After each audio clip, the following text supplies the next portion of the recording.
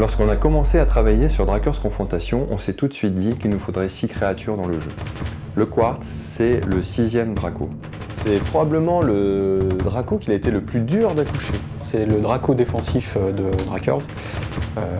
C'est un tank.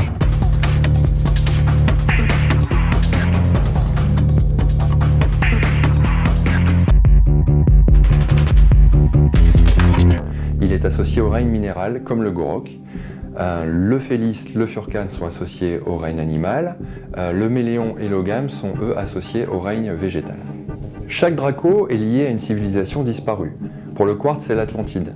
Ce qui nous intéressait avec le mythe de l'Atlantide, c'était de pouvoir travailler sur deux notions, la technologie et la magie.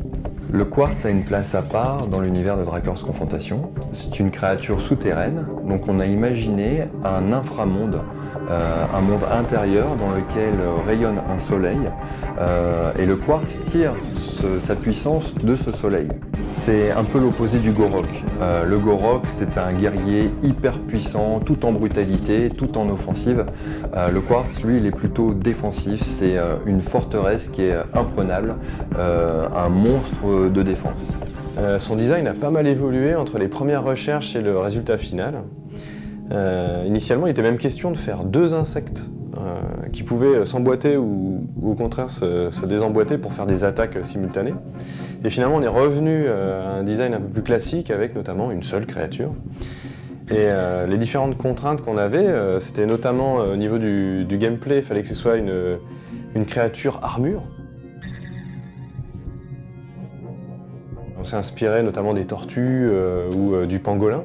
Et ensuite, il y avait aussi la contrainte du background du jeu, à savoir s'inspirer des cultures atlantes.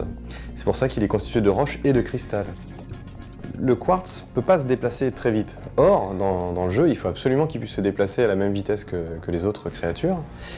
Et du coup, on a imaginé qu'il pouvait se déplacer soit en lévitant, grâce à l'énergie de son cristal, soit en déployant des pattes, en fait, ce qui lui permet d'avoir plus d'amplitude et de faire un déplacement un peu plus rapide que s'il devait utiliser toutes ses petites pattes.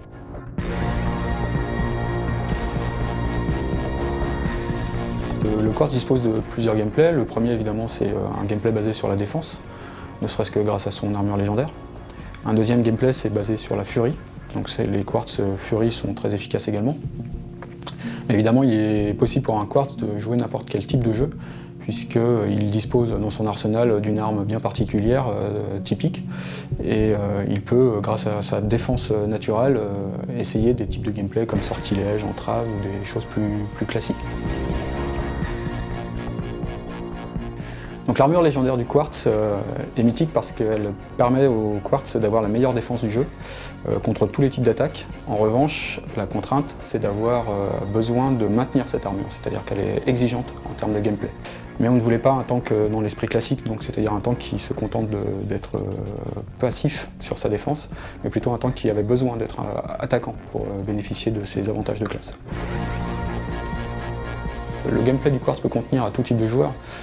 Premièrement aux joueurs débutants, puisque la défense naturelle effectivement permet d'apprendre le jeu et d'affronter d'autres joueurs peut-être plus expérimentés un peu plus sereinement.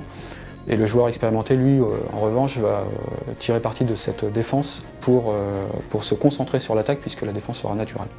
Dans le mode histoire, vous allez rencontrer des Quartz légendaires, donc il y en a plusieurs, et dès le chapitre 3, vous allez combattre Sedkill.